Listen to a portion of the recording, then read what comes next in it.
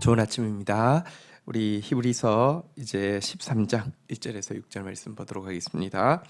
1절 형제 사랑하기를 계속하고 2절 손님 대접하기를 잊지 말라. 이로써 부지 중에 천사들을 대접한 이들이 있느니라.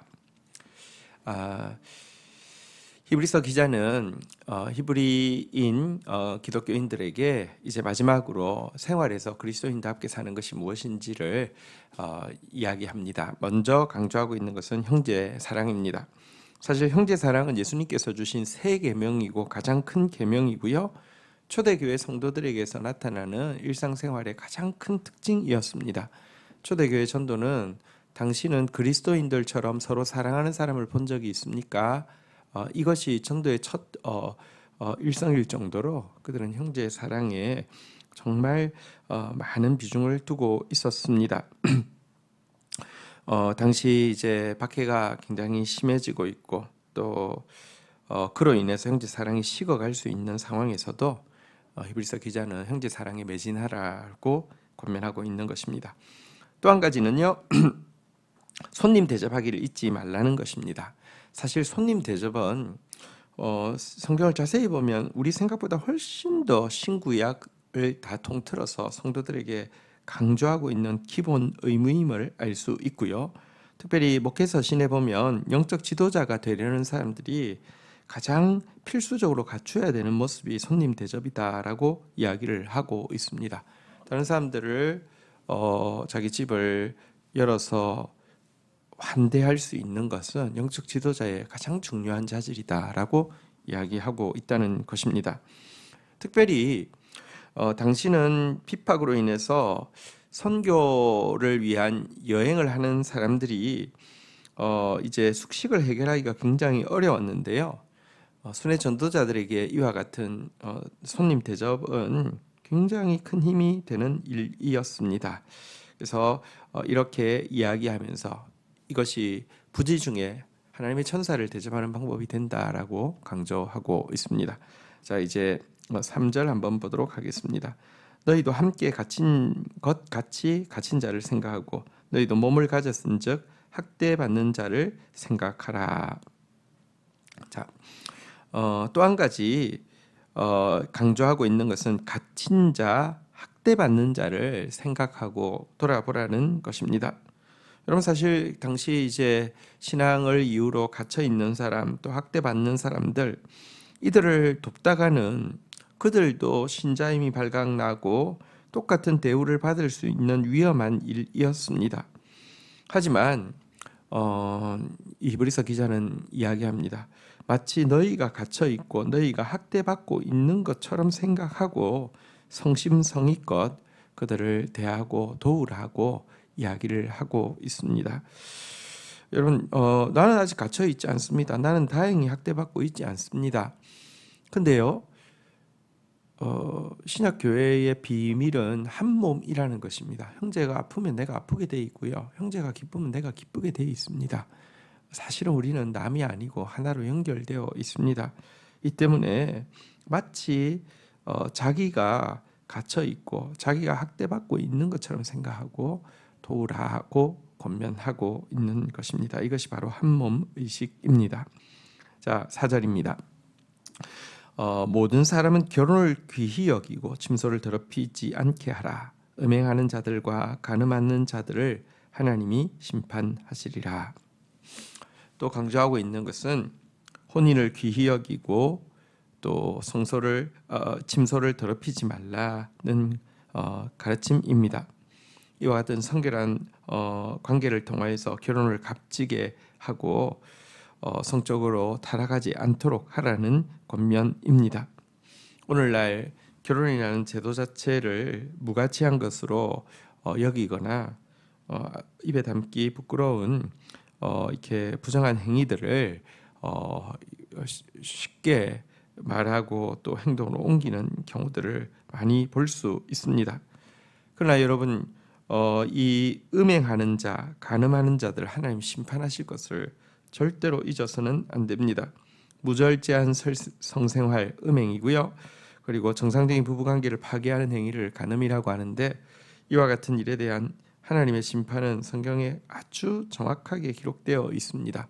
음행하는 자나 간음하는 자, 탐색하는 자나 남색하는 자들은 결코 하나님의 나라를 유업으로 받을 수 없습니다. 이 사실을 기억해야 합니다. 하지만 성경은 순결하고 신실한 부부에게는 경건한 자녀라는 하나님의 특별한 선물이 주어진다라고도 또 약속하고 있습니다. 이 타락한 시대 가운데 더 거룩한 가정을 지키며 거룩한 다음 세대를 얻는 저와 여러분들이 되어가야 되겠습니다. 자, 이제 5절입니다. 돈을 사랑하지 말고 있는 바를 족한 줄로 알라. 그가 친히 말씀하시기를 내가 결코 너희를 버리지 아니하며 너희를 떠나지 아니하리라 하시느니라. 6절 그러므로 우리가 담대히 말하되 주는 나를 돕는 이시니 내가 무서워하지 아니하겠노라. 사람이 내게 어찌하리요 하노라. 자, 오늘 본문에서 마지막으로 또 일상생활 가운데 그리스도인들이 살아내야 되는 삶에 대해서 돈을 사랑하지 않고 있는 바를 좋게 여기는 것, 자족하는 삶을 살라는 가르침입니다. 여러분, 돈을 사랑하지 말라는 것, 이것 성도들에게 아주 많이 강조되고 있는 가르침입니다. 돈을 사랑하는 것은 미혹을 받아들이는 길이고 하나님을 신뢰하는 믿음에서 떠나게 되는 것이며 온갖 악에 동참하게 되어 있다라고 목회 서신은 이야기하고 있습니다. 사실은 돈은 내가 사랑하면 사용할 수 있는 대상이 아니라 그에 의해서 지배받는, 그러니까 돈은 그 자체가 커질수록 우상이 되어진다라고 예수님도 가르치고 있습니다. 돈을 사랑하고 돈을 의존하는 마음 대신에 성경에서 가르치고 있는 삶은 있는 바를 좋게 여기는 삶, 다시 말하면 자족하는 삶이라고 이야기하고 있습니다. 근데 사실 부족한데 어떻게 자족할 수 있습니까? 자족의 비결에 대해서 성경은 이렇게 이야기합니다. 내가 과연 너희를 버리지 아니하고 과연 너희를 떠나지 아니하리라. 다시 말하면 임마누엘입니다. 임마누엘 때문에 우리는 자족할 수 있습니다. 주님이 함께 하십니다. 함께 하신다는 것은 내가 무엇이 필요한 줄 아신다는 뜻이고요. 또 우리에게 무엇이 필요한 줄 아시는 주님은요, 드레베카파를 입히시는데 공중의 새를 먹이시는데 입히고 먹이지 않겠습니까? 이 임마누엘을 확신함으로 말미암아 우린 자족할 수 있습니다. 돈을 사랑하는 대신에 자족하는 삶을 살라고 이야기하고 있습니다. 주님은 무엇이 필요한지 우리 가장 잘 알고 계신 분이십니다. 여러분, 사람들은 돈이 많으면 큰 소리 칠 수 있고 당당할 수 있다라고 생각합니다. 여러분, 그렇지만 사실은 정확하게 이야기하면 돈이 많을수록 더 무서울 것이 많은 경우가 더 많다는 것 기억하십시오. 주는 나를 돕는 이시니 내가 무서워하지 아니하노라. 사람이 내게 어찌하리요? 얼마나 당당합니까? 이와 같은 당당함은 돈이 많아서 나올 수 있는 말이 아니라 임마누엘을 확신하기 때문에 나올 수 있는 고백입니다. 오늘도 우리 임마누엘을 확신함으로 말미암아 자족하고 또 주 안에서 기뻐하고 주 안에서 마음껏 누리는 그런 삶을 살 수 있기를 주의 이름으로 축원드립니다. 주신 말씀 붙잡고 기도하며 나가도록 하겠습니다. 하나님 감사합니다. 우리에게 알려주신 신자의 삶, 오늘도 살아낼 수 있도록 성령님 저희를 도와주십시오.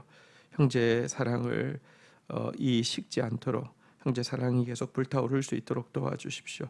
손님 대접에 등한하지 않도록 저희를 붙들어 주시옵소서. 지체의식을 가지고 아파하는 자와 함께 아파하고 기뻐하는 자와 함께 기뻐하는 하루 되어지게 하여 주옵소서.